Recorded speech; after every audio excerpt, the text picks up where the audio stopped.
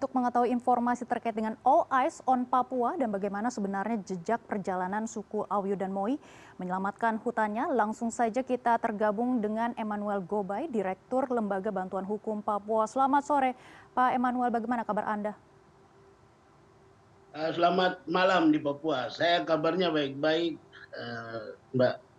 Baik, Pak Emmanuel, langsung saja kita ke topik utama kami hari ini. Pada akhir Mei 2024, suku Awyu dan juga Moi bersama dengan perwakilan organisasi masyarakat sipil menggelar aksi di depan gedung Mahkamah Agung untuk mendapatkan gambaran besar. Pak Emmanuel, bagaimana sebenarnya gugatan ini bermula dan mengapa warga suku Awyu dan Moi menggugat ke Mahkamah Agung?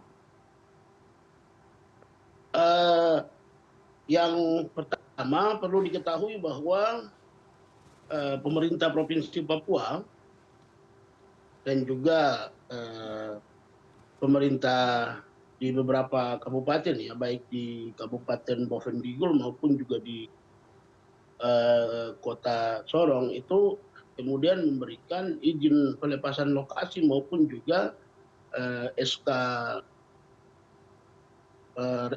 rekomendasi AMDAL kepada dua perusahaan di dua tempat. Salah satunya di Awyu, itu kemudian diberikan kepada PT Indo Asiana Lestari yang luasnya adalah 39.000 lebih hektar. Dan itu kemudian diberikan tanpa ada komunikasi apapun dengan masyarakat adat pemilik tanah adat. Salah satunya adalah marga Woro yang diwakili oleh pimpinan marga, yaitu Frankie Woro, yang juga ikut terlibat dalam aksi di depan kantor Mahkamah Agung. Nah, Frankie ini setelah mencari tahu informasi melalui PTSP dan juga melalui Komisi Informasi Publik, rupanya wilayahnya itu dilepaskan dengan ditandatangani oleh salah satu badan hukum yang namanya adalah Lembaga Masyarakat Adat. Nah, dalam struktur masyarakat adat Awyu itu lembaga masyarakat adat tidak pernah ada. Nah, lembaga masyarakat adat ini mengatasnamakan marga-marga di dalam suku Awyu, kemudian menandatangani pelepasan tanah adat. Nah, disinilah kemudian menjadi awal temuan dari Frankie Woro sebagai pimpinan marga yang mengetahui ataupun kaget dengan tanah marganya itu kemudian lepas. Selanjutnya Frankie mengajukan gugatan ke Pengadilan Tata Usaha Negara. Dalam gugatannya banyak hal yang kemudian disebutkan. Salah satunya yaitu tanah marganya yang akan hilang atas izin yang atau SK pelepasan, SK rekomendasi AMDAL yang diterbitkan, maupun juga akan berdampak pada hilangnya hutan adat, juga berdampak pada struktur masyarakat adat, juga berdampak pada sumber mata pencaharian mereka, dan juga ekosistem yang terbangun. Nah, itu semua menjadi bagian yang dimuat dalam gugatan. Dan juga perlu diketahui bahwa dengan hilangnya hutan itu akan berdampak pada hilangnya karbon yang kemudian sangat berperan penting dalam menanggulangi ancaman global warming atau pemanasan global. Nah, itu semua menjadi materi gugatan, dan setelah dimasukkan materi gugatan, rupanya oleh majelis hakim pemeriksa perkara di Pengadilan Tata Usaha Negara, para majelis hakim ini tidak mengikuti pedoman pemeriksaan perkara lingkungan hidup sebagaimana diatur dalam Peraturan Mahkamah Agung nomor 1 tahun 2023 yang diterbitkan. Nah, fakta ini kami temukan melalui fakta sidang, di mana majelis hakim itu tidak pernah membuka dokumen AMDAL yang di dalamnya memuat tanda tangan yang pelepasan tanah yang ditandatangani oleh lembaga masyarakat adat yang tidak pernah ada di dalam struktur masyarakat adat Awu. Nah ini kemudian membuktikan bahwa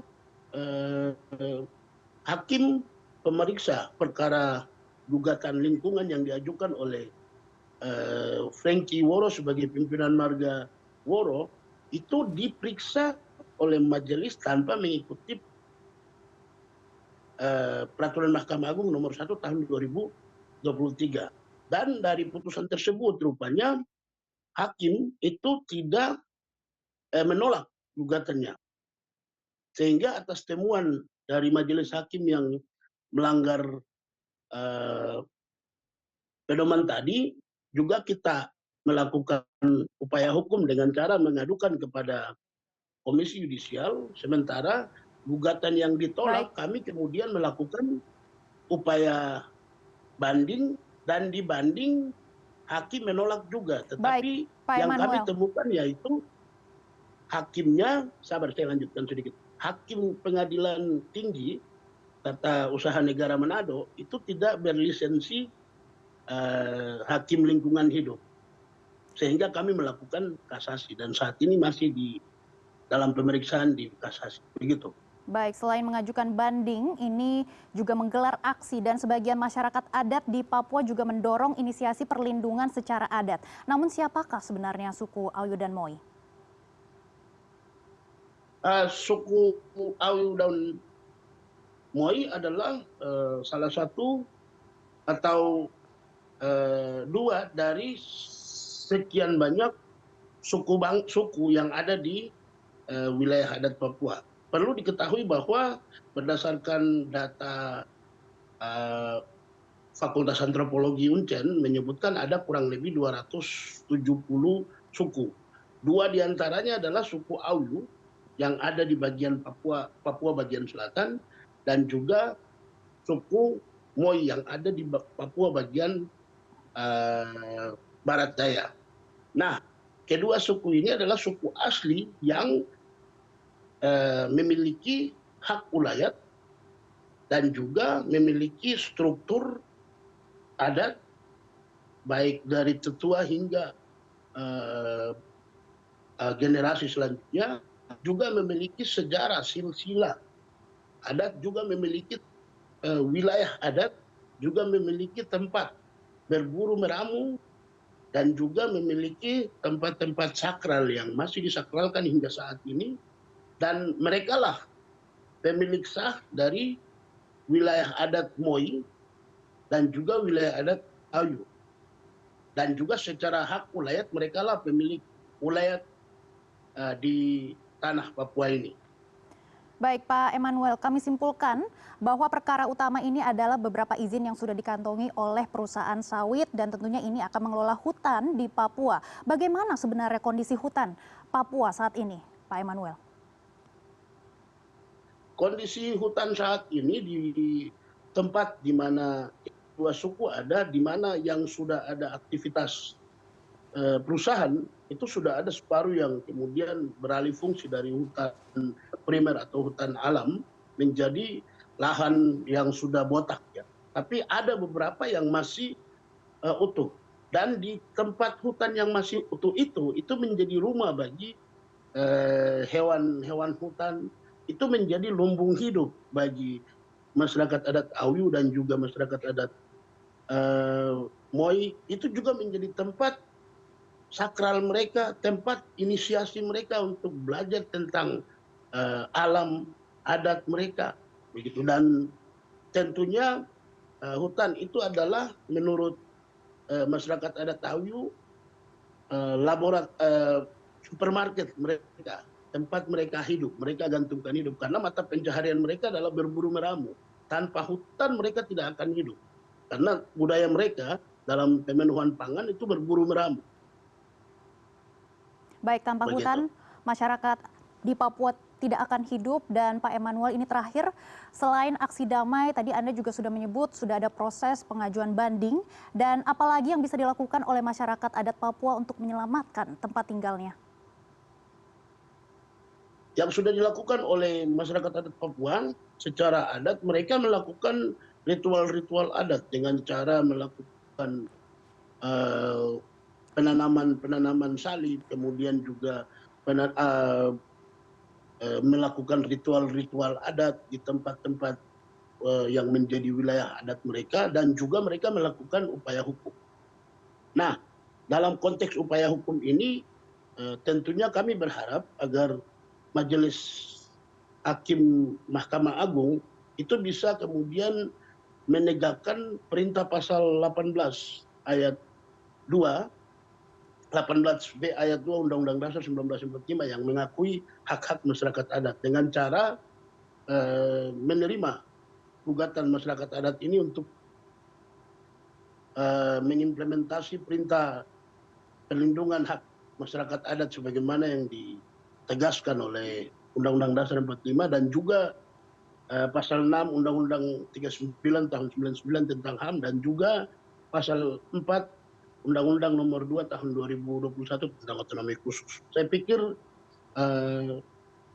Mahkamah Agung adalah lembaga yudikatif yang bagian dari pemerintah yang punya tanggung jawab untuk melindungi. Maka itu kami harap dalam gugatan ini atau upaya hukum yang dilakukan oleh masyarakat adat sebagai bentuk penghargaan dan implementasi undang-undang yang melindungi masyarakat adat, tolong menerima dan memutuskan mengembalikan tanah adat, hutan adat kepada masyarakat adat Papua, khususnya masyarakat adat